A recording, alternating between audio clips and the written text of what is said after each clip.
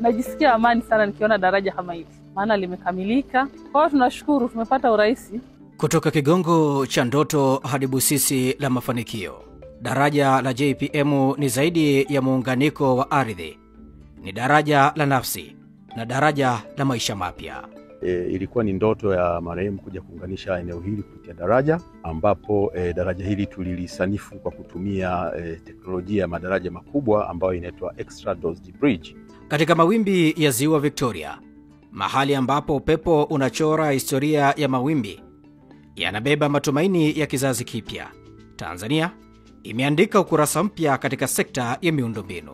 Kwa sasa hivi daraja, baada ya daraja kukamilika, tutapata faida kwamba tutapata abiria moja kwa moja kutokea hapa Kigongo Ferry moja kwa moja mpaka Geita, na ambapo zamani tulikuwa tupati fursa hiyo. Kukamilika kwa daraja la JP Magufuli katika eneo la Kigongo Busisi mkoa wa Mwanza si tu ni mafanikio ya kihandisi, bali ni utekelezaji wa ndoto ya taifa. Daraja hili limesanifiwa kudumu kwa takriban miaka 100. Daraja hili lina urefu wa zaidi ya kilomita 3.2 na ni la kwanza kwa ukubwa Afrika Mashariki na la 6 kwa ukubwa katika bara zima la Afrika. Daraja hili lina uwezo wa kuhimili kubeba takriban tani 160 kwa kila span, ambapo nao uwezo wa kupitisha gari takriban 67. Msikilizaji wa Rafiki Kiswahili, karibu katika makala Afrika Mashariki. Hii leo tunatuama kuangaza na kumulika daraja la JPM, ndoto iliyogeuka kuwa daraja la maendeleo.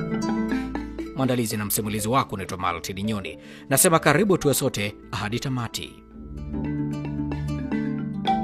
Kwa miaka mingi wakazi wa Kigongo na Busisi wamekuwa wakivuka maji ya Ziwa Victoria kwa kutumia vivuko vya zamani. Mara nyingine vivuko vinapoharibika, basi hujikuta katika wakati mgumu.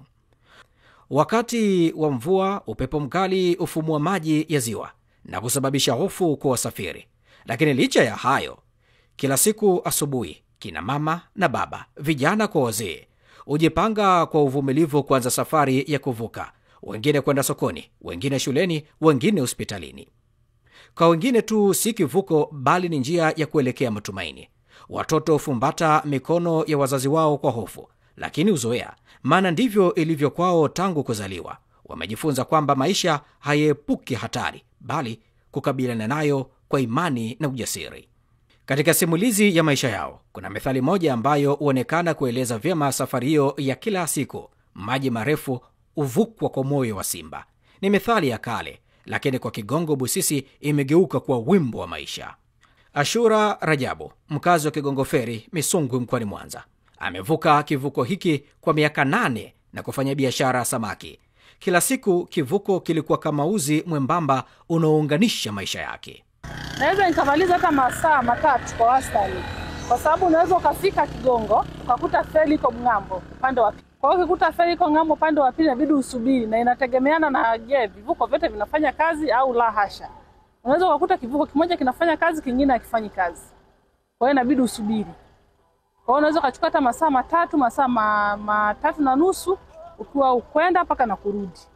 Kwa sababu sengine unaweza kaenda kule ukakuta kivuko kimeshanyanyua mlango kimeondoka.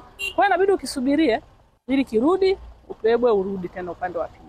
Iwapo si kwa ujasiri wa moyo, basi wengi wangeshindwa hata kufanya safari hiyo ya kila siku. Methali hii ni kumbukumbu ya kwamba watu wa Kigongo Busisi si tu wasafiri, ni mashujaa wa kimya kimya wanaopambana na mazingira yao kila siku kwa matumaini ya maisha bora zaidi. Kama kuna siku moja tulipanda, tukafika kule upande wa pili, kivuko na chenye kikaharibika. Huku cha upande huku kimeharibika na upande wa kule wa pili kimeharibika. Kwa hiyo kabidi tusubiri. Kwa sasa nilikaa kwa muda mrefu mpaka nilikuja kufika upande huku nikakuta samaki zimeshaharibika. Kwa sababu sikuwa na barafu, sikuwa na nini. Alafu feri zikawa zote mbovu mbili. Upande huku imeharibika, upande wa kule imeharibika. Kwa hiyo hata tunafurahia kwa daraja kupona, kwa kweli ni bora sana. Simulizi ya maumivu kwao huenda sasa ikawa historia, kwani miongo kadha Kigongo na Busisi vilikuwa pande mbili za ndoto moja, zilizoachwa na teknolojia, zilizosaulika na kasi ya dunia. Sasa daraja hili linaunganisha zaidi ya kilomita 3.2 ndani ya maji ya Ziwa Victoria, likiwa daraja la kwanza kwa ukubwa Afrika Mashariki na la 6 kwa ukubwa barani Afrika. Kwa Shabani Shaibu Suleiman, dereva wa roli, anayesafiri Geita, Bukoba hadi Kampala, daraja hili ni tiba ya maumivu ya muda mrefu. Yaani kazi ya lori yote ni muda. Umeona kaka mkubwa, kazi yote ya lori, au mtu anaendesha gari kubwa ni muda. Hamna kitu kinachomata kwenye lori au gari kubwa zaidi ya muda. Unafika saa 1 hapa uvuki. Unavuka saa 8, saa 9. Ule muda ambao umeupoteza pale, ule ndio hela yako kwenye kazi yetu ya lori. Yaani kwa mfano unafika saa 1 unavuka saa 1. Mwanzo unaingia saa 2. Sawa, unafika unaipaki ile gari unaenda kupumzika angalau hata masaa 3, 4. Ukiamka saa 9, saa 8. Ule muda unaoamka wewe ndio muda ambao unaingiza hela yako wewe, lakini muda ambao unalala feri, unakuja tena kuvuka ushapoteza hela. Hapa una nyumba ya kupanga, mtoto anatakiwa ende shule, ujala. Ile hela ushaipoteza pale. Kwa upande wake Tenti Robert Amblet, dereva wa bodaboda, daraja hili ni njia mpya ya kipato. Kwa upande wangu mimi faida ninayopata kwamba kwanza tumeongeza kipato.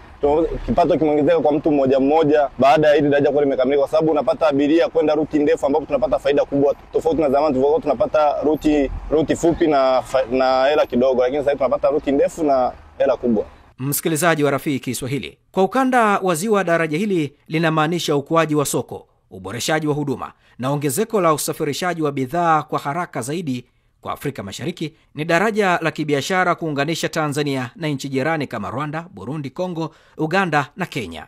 Mhandisi Ramadhani Hasani Majaliwa, kaimu meneja wa TANROADS mkoa wa Mwanza, anasema daraja hili limesanifiwa kudumu kwa zaidi ya miaka 100 bila uhitaji wa marekebisho makubwa. Ujenzi wa daraja hili ulianza rasmi Februari mwaka 2020 kwa awamu ya 5 ya hayati John Pombe Joseph Magufuli, na ilikuwa ni ndoto ya marehemu kuja kuunganisha eneo hili kupitia daraja, ambapo daraja hili tulilisanifu kwa kutumia teknolojia ya madaraja makubwa ambayo inaitwa Extra Dosed Bridge, ambalo sasa inakuwa daraja kunakuwa na daraja kuu pamoja na madaraja ya matoleo. Daraja kuu lina almost mita 520, alafu mita 1240, 1200 kila upande ni daraja la matoleo. Daraja hili limesanifiwa litakuwa lina urefu wa kilomita 3 na upana wa mita 28.45 na kulifanya kuwa daraja refu zaidi kuliko madaraja yote katika ukanda wetu wa Afrika Mashariki, lakini pia linafanya kuwa daraja namba 6 katika madaraja yote Afrika hii. Ujenzi wa daraja hili ikiwa ni ndoto ya aliyekuwa rais wa Tanzania hayati Dr. John Pombe Magufuli, ndoto ya kulivusha taifa kutoka upande wa kusubiri hadi hatua ya kusonga mbele. Daraja hili limekuwa ni ukombozi mkubwa sana katika ukanda huu wa Victoria, lakini pia kwa nchi kwa ujumla, kwa sababu daraja liko katika barabara ya barabara kuu namba T04 ambayo inaunganisha mpaka wetu wa Mutukura kwa maana ya Uganda, inakwenda mpaka Sirari katika ushoroba wa Lexon, ambao na jumla takriban kilomita 752. Kwa unaona kwamba daraja hili sasa linakuwa ni linki kubwa, inatuunga na nchi kama za Burundi, Rwanda, Uganda, hata pia kwenda Kenya, kufanya kwa daraja kwa na muhimu wa kipekee kwa maana ya swala la uchumi. Kwa wakazi wa Kigongo Busisi, daraja hili si tu la zege na chuma, ni daraja la matumaini, ni daraja la ndoto zilizotimia, ni daraja linalotazama mbele kuunganisha watu, biashara na mataifa. Uchumi wa kanda ya Ziwa unatarajiwa kukua kwa kasi na Afrika Mashariki yote itanufaika kwa daraja hili ambalo ni zaidi ya njia, ni ishara ya mwamko mpya wa maendeleo ya bara hili. Ashura Rajabu anamaliza kwa kusema, najisikia amani sana nikiona daraja kama hili, maana limekamilika. Kwa hiyo tunashukuru tumepata urahisi. Msikilizaji wa Rafiki Kiswahili, na kufika hapa na kanukta katika makala haya ya Afrika Mashariki. Hii leo tumetuama kuangaza na kumulika daraja la JPM, ndoto iliyogeuka kwa daraja la maendeleo. Mwandalizi na msimulizi wako naitwa Maltini Nyoni. Hadi wakati mwingine, kwaheri kwa sasa na uwe na wakati mwema.